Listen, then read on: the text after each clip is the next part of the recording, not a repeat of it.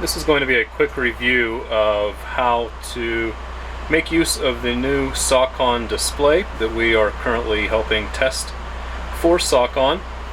It actually behaves very similarly to the old device as far as its behavior and how it calculates on-duty, off-duty, a lot of those things. But the interface is extremely different. You have a lot more information available at your fingertips. To start with signing on, this is what you're going to see when you climb on board the vehicle. Just like before, you do need to sign in with both your ID and a trip number before you can start the vehicle. So you can see here, this is the home screen. You just press sign on. You have the two fields. One is driver ID, that's the same as you had previously, and you see you get this pop-up keyboard down here on the bottom. So you enter your 4-digit driver ID. Then over here you have the next button. That's going to take you over to the trip ID. You enter the 6-digit trip ID for whatever trip you are on, just like before. When you have that in, you click none, or done rather, and then you have the submit button, or you could cancel if you had made a mistake and needed to go back. In this case I'm going to submit, and it'll sign you on just like before. At this point it's going to download your logs, and you see that my name then came up here at the bottom as the active driver, just like you used to see your name come on on the home screen as the driver when you were signed in. Now this is a screen that's popped up because I have an error on my log that has not yet been corrected. This is what you'll see if you're in violation. It's a pop-up message. This one's saying that I'm over the 15-hour duty day because I did not go off duty last night, and I need to approve that edit before it updates. So to do that, what you should see when I go to driver log is I'm going to get this pop-up. Just like before, it says, hey, there were changes made to your logs. The nice thing now, though, with this new display is you can actually see what those changes are, whereas in the old one, it only told you that there were changes. You couldn't see them. So here I can select Review Edits, and it's going to bring up what was changed. You can see here that I changed my log on the 18th. This line in purple is where I put myself off duty on the computer. You can actually touch this screen and scroll down. And at the bottom of this, you get the summary of the changes made, in this case by Safety Admin. It tells you what changed, so the original and then the revised is over here in purple. So again, anything that's changed or been updated is in purple text on the right. Then you can either decline the changes with the red button on the right or accept the changes with the green on the left. I'm going to accept the changes, and it's going to process that, and you see that they've been accepted. And now I'm no longer in violation because it uploaded or updated that log to show that I was not actually off duty. This is your home log screen. What this is showing is your 3 hours of service clocks. At the top you have your 10-hour drive line. In the middle you have the 15-hour rule and how much you've accumulated. And then you have your 70 and 8 rule on the bottom line, and those are labeled over here on the right. From this screen you can do most of your duty changes as well. So just like before, when you sign into the device, it's going to automatically place you on duty. And up at the top next to your name, you're going to see the current status that the system is recording for you on your log. So in this case, I'm on duty, and that's what it is showing. If you wanted to change, you can now change more simply with these boxes on the left. You still have your option of pre-trip, post-trip loading and unloading that you can select. So if you sign in, start the day, you can still select pre-trip. That's just going to keep you on duty. Same with the post-trip, the loading and unloading. That all operates the same as before. The bottom of this selection is the more, and here you can see you have other selections. So you have the inspection, repair, fueling, obtaining assistance, and rest stop selections, just like you had before on your log. But if you don't want to do those comments like the old system was set up, you can simply, using these larger buttons on the left, change your status. So if you're loading or unloading, you can just select on duty, and that's the correct status that you need to be in. Same way it goes, you can select off duty by just selecting off duty. And you can see there that my status changed up next to my name to show that I'm currently off duty. So that would be a case if you took a break, you can just select that off duty, go inside, do whatever it is you're doing, and when you come back in, you're ready to go again. Or I could just say I was off duty for a little bit, now I'm coming back on duty to load my passengers again, and see again, just select on duty, and it changes your status. Other options you have on this home screen of the logs, you still have your option for yard move, so you can select yard move here. By touching on it, that puts you in the yard move status that again is only good here in our parking lot, and that behaves just as it did before, where you can drive around the parking lot without accumulating driving time. Also on this home screen down at the bottom you have your personal conveyance selection. So if you're wanting to make use of personal conveyance while you're out on a trip, it actually gives you the option of saying, are you going to a hotel, are you going to a restaurant, or other, if you were selecting a personal conveyance status.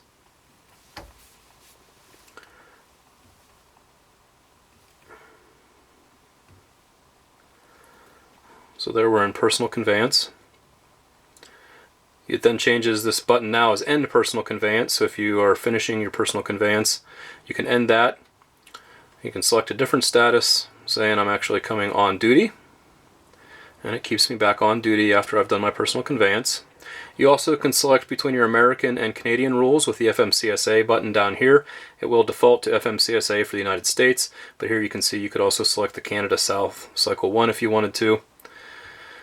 And that's going to bring your Canadian rules up for all of those. And you can see here now it shows that you're in the Canadian rule set on that button. And you can just do the same to select it back to FMCSA. Now you're back to your American rule set. Also on this screen you have the adverse conditions button. It is just an adverse conditions button now, so it's not the weather or road conditions like it used to be, because it really doesn't matter. An adverse condition is an adverse condition. So anytime you can select that, the vehicle, just like before, does still need to be stopped before you can select any comments. But if you are stopped in an adverse condition, you can select that there, and it'll mark your log just like you used to. Other things that you can do from this home screen or on this home screen, up here on the top right, it gives you your home terminal time. So that's based on Eastern. All of our logs are calculated here off of home terminal time.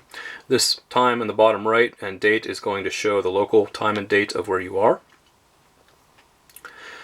You also have the option from this screen, clicking the red button, you can do a bit more.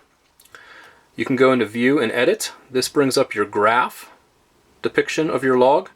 So here you can see your detail of your graph. If you want to see all of the comments that are below this on the graph, similar to what you would see in the log portal on the computer, you can click the center expand button at the top. And that will bring up all of those individual lines down here now. And you see again, you can scroll through these for all your duty status changes and locations throughout the day. So this is how you can review your log, or this is how an inspector could review your log while you're out on the road, by scrolling through that. You can, through this device, add an entry. So here you can see you could add a manual entry if you wanted to by adjusting the time, the location of where you were for that entry, and whatever was going on for your comments. If you wanted to manually add an entry on here, I don't imagine that you typically would want to make use of that, but it is an option. Here in the bottom left is your back button. You always have that. That'll take you back to your previous screen if you get to somewhere that you don't want to be. So you can see it brings us back to this graph screen now. Also from this screen then you have your recaps. That top right button is the recap button. So here this shows your previous 7 days total and your current day. So you get your worked, your off duty, your driving, and your on duty time in the miles through your last week. So that's really your 70 and 8 recap as well.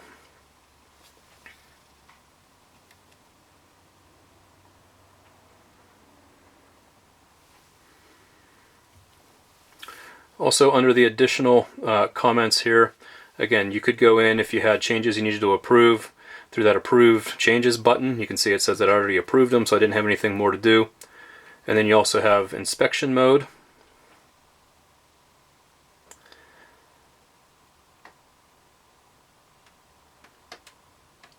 Which brings up the summary for a roadside inspection. You would want to make use of this if you were inspected on the side of the road.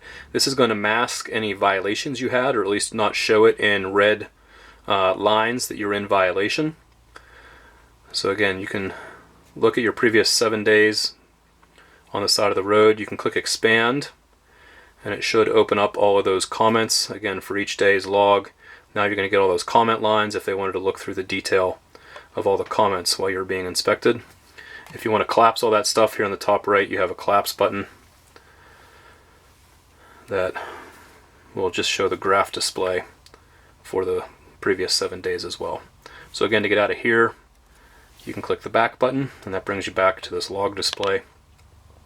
Final thing you can do on here is sign your logs. So at the end of the day, you want to go in, sign your log, and here you can select any unsigned logs that you have remaining. So if you worked multiple days, you can sign for multiple days simply by selecting the day you want, clicking the check mark over here on the left, click sign the selected log.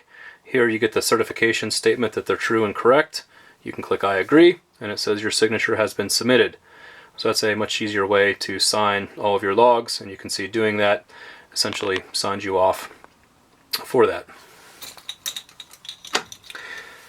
Now, just like previously, if the vehicle is powered off, you need to sign back in for the Secure Start feature in order to power the vehicle back on. So even if you haven't signed out of the device, you still need to sign back in before you can start the vehicle again. So it's 4-digit ID, 6-digit number again, clicking done, submitting, to then bring you back to the home screen. And then now I should be able to start the vehicle again.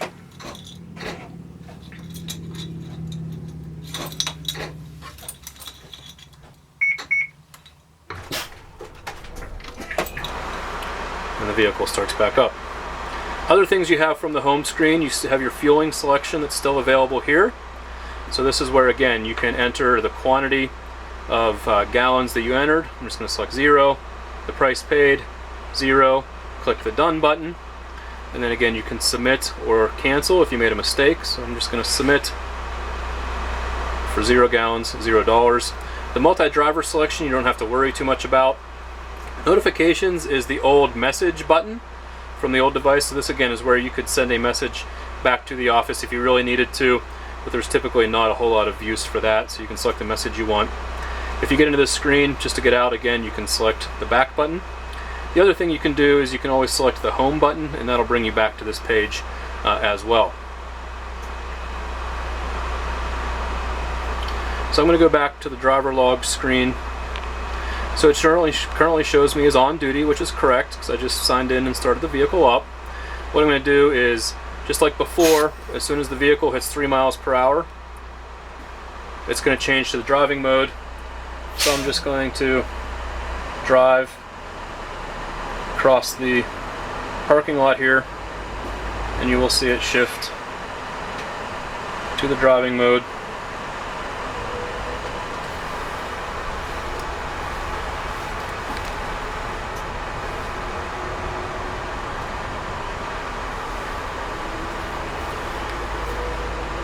So it's put me in driving status, and when I get stopped, you'll get a better view of that.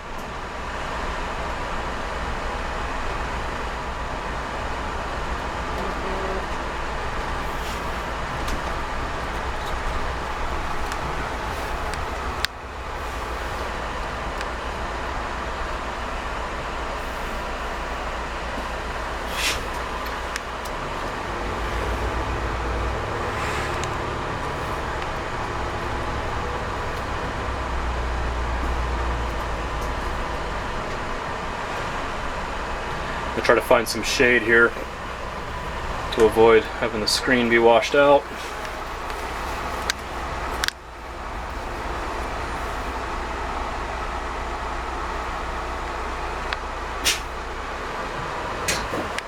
Okay. And so just like before then, if you've driven, you stop, you still need to put the unit into a non-driving status if you have stopped. So again, this is where you could select either the loading unloading comment that you have right there, and you can see now it's changed me to on duty, or I could have just selected the on duty button to put myself on duty. If I was stopping and taking a break, I can just again select the off duty button, and that puts me off duty. The nice thing of selecting that off duty during the day or on a trip is that again it will, since my name is still displayed here, it knows who's driving it. That if I leave the vehicle idle or for any other reason, and I just select the off duty, but then I jump in and I don't change my status again, you'll see as soon as I start driving, it'll put me back into the driving status because I was still signed in to the device.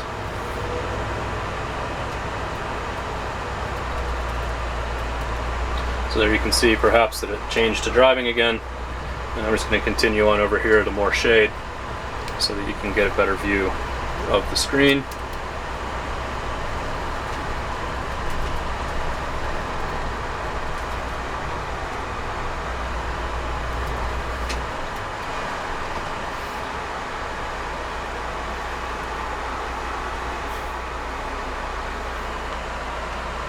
In the vehicle, the display is pretty bright. It's just on the camera, it's more difficult in the bright sunlight. So there, again, I've stopped. Now I need to change my status. So in this case, I'm just going to select the on duty button without using a comment and just select on duty. That is primarily how the system operates.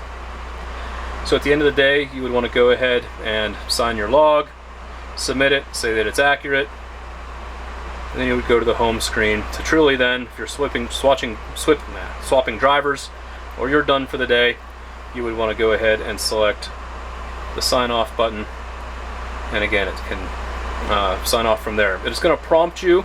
It says, hey, you're still on duty, but you're signing off. So you actually can sign out of the device, but your log would remain on duty. Most cases you probably wouldn't want that, so it's just prompting you to say, hey, maybe you need to select another duty. So here you can select between off or sleeper berth. Of course, I'm going to say I want to go off duty and sign out. So again, I've gone off duty on my log, I'm signed out of the device. Now the next driver can sign in and continue on. The last thing that I want to show you, one is if you want the screen or the keypad to get out of your way, you should have this down arrow over on the bottom left when the keypad is popped up. Then again, you can minimize it if it's blocking your screen. If you click back on the field you're going to type into, you see that the keyboard comes back up.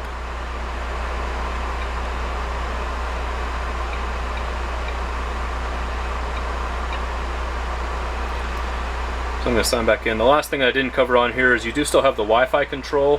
For the most part, Wi-Fi should already remain on, but in any case, you can toggle between turning Wi-Fi off or turning Wi-Fi back on. But typically, you would want to make sure that it's on.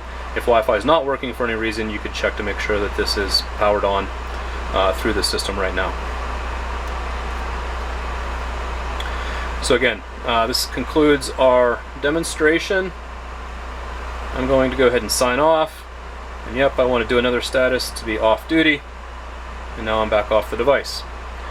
What you'll expect is after driving this that I'm going to send out a survey that will take kind of your opinion of how you like the system.